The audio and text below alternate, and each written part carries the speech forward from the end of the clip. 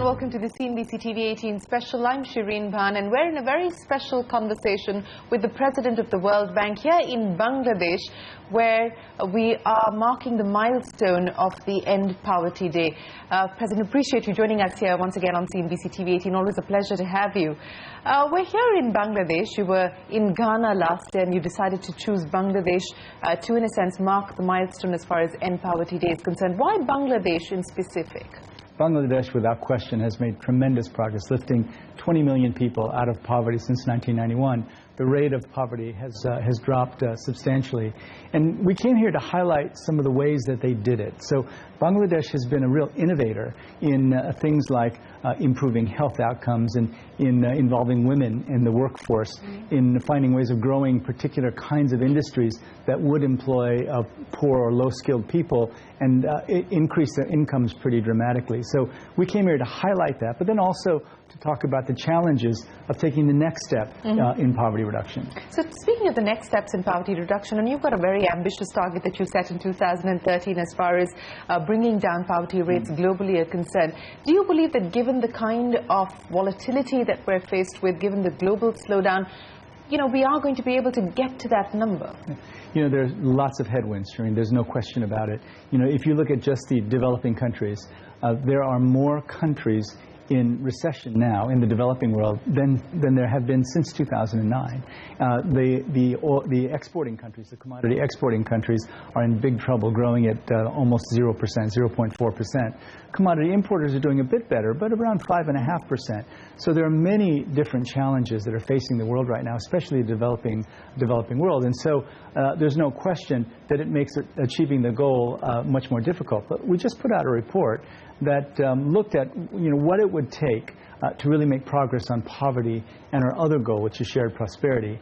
And there are things that you might imagine. Economies have to grow, and so we're now aggressively trying to find ways of taking advantage of the current moment so that we can help developing economies grow faster. For example, there's so much capital on the sideline right now, earning so little money because of the low interest rates, that we think there's an opportunity to bring some of that capital in off the sideline to spur growth in countries like Bangladesh. But capital is a coward, and it goes only where it feels safe. So at this point in time, clearly people are risk averse. Do you believe that we are going to see capital moving to emerging economies, to developing economies like Bangladesh? Well, it won't unless we change both the perception and the reality of the risk. And so this is why at the World Bank Group we're taking quite a different approach. We're trying to work across all the different pieces of the World Bank Group. And as you know, Shereen, there are parts of the bank that focus specifically on the private sector, and another part that focuses on guarantees. So we're trying to look at all the instruments we have, including using finance and even concessional finance, lower interest rate finance, below market finance, to help attract investors, like, for example, taking first risk loss with our capital, providing political risk insurance, credit enhancement, guarantees, partial risk guarantees, and even exchange rate risk guarantees in some of the poorest countries. We feel that we have to do as much as we need to bring that risk down so that companies, for example, will invest. We're beginning to have some very interesting experiences.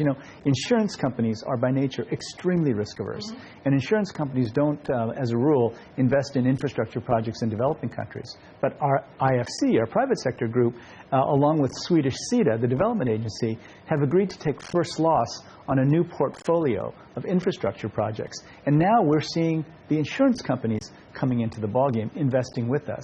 So we think that there are lots of ways of bringing those risks down. That's what we're focused on.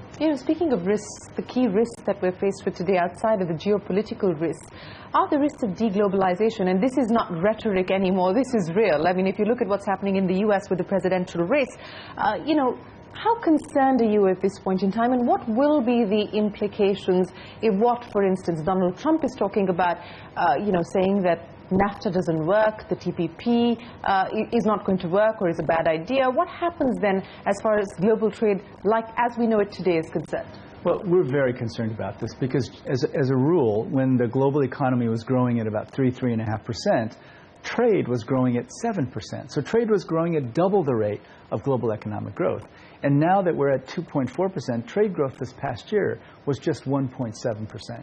And so the number of consecutive quarters during which trade has gone down is extremely long, among the longest periods in recent history. Do you see it getting worse? Well, we need to do everything we can to make it get better. Because I think there's just a fundamental misconception about the impact of trade, for example, on job loss.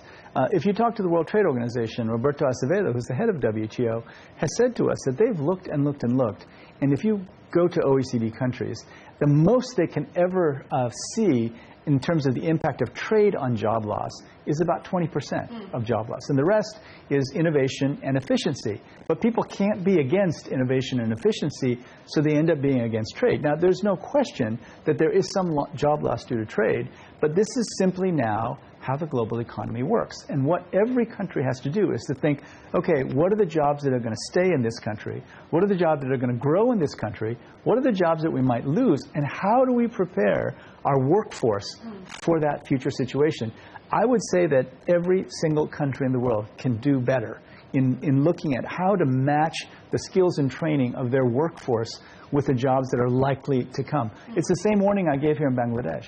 Bangladesh is doing great in the garment industry, but what if the garment industry is taken over by 3D printing and artificial intelligence?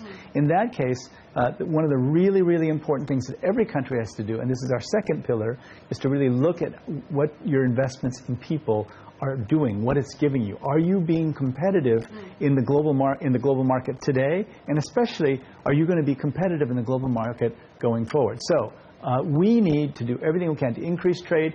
More trade is the only way out of this situation of stagnation. But what is the likelihood of more trade given what we're seeing happen? I mean, the Brexit vote is a classic example of people not buying the argument that trade is not costing them their jobs. Well, I think we're now beginning to see the impact of Brexit more and more. And I think the thing we have to remember is that because of very swift and brilliant actions taken by Mark Carney, of the Bank of England, and of many of the other banks, the preparation for a potential positive Brexit vote was extremely well done. And so I think the full impact of Brexit has been delayed a bit, but I think you're going to see it. You're already seeing it to an extent in terms of the pound. currency for certain. Absolutely, absolutely, in the currency. But the negotiations haven't even started yet for what Brexit's going to look like. So I think what you're going to see is uncertainty, and I think the uncertainty is going to have a negative impact on the UK economy, potentially the EU economy, and also potentially the global economy. And so I think that the really important thing for people like me, during the annual meetings of the World Bank and the IMF, Christine Lagarde, Managing Director of IMF, the head of WTO, Roberto Acevedo, and myself, the three of us did a session on the importance of trade. And it's the first time we've ever done something like that. I think we haven't presented the evidence on the benefits of trade clearly enough to people, especially in the OECD countries. We need to do more of that going forward. But just specifically on the Brexit, because you said the full implications haven't really been understood yet, do you expect a hard landing? Well, I'm not sure what that would mean exactly. What I hope is that the UK government, leaders in the EU, central bank governors of both the EU and the UK, the two, Mario Draghi and Mark Carney, are among the two most brilliant, effective people in the world in terms of understanding how to manage crises like this. My hope is that the leaders will manage this so that there is not a hard landing, but there are difficult negotiations ahead. It's really negotiations around trade agreements haven't been done in the UK for quite a long time. So they first have to find the people to go through to do the negotiations. I think that also just the uncertainty is going to have an impact. In developing countries, what we know is that uncertainty in the developed countries usually leads to some bad consequences in the developing countries. There may be some periodic improvements, and when interest rates are so low and returns are so low, there may be some capital going here and there to various developing countries looking for a return. But what we're telling the developing countries is don't rely on that, right? Understand that this is going to go up and down, that uncertainty is here to stay. The bigger argument, though, is that I don't think that data, evidence, real experience we're not winning arguments with those. Anger and emotion that are real. I mean, if you look at how the lower middle class in the developed countries have done over the last 20 years, that's the group that's probably done the worst as a result of globalization. So I think their anxiety, their anger is real. It's based on what really happened to them during a period of 2 or 3 decades. But now we have to come back. Which makes the case for Donald Trump, then. Well, but now we have to come back and say that being against trade is exactly the wrong way to get out of this particular hole. The economies will begin to grow more robustly only if we have more trade.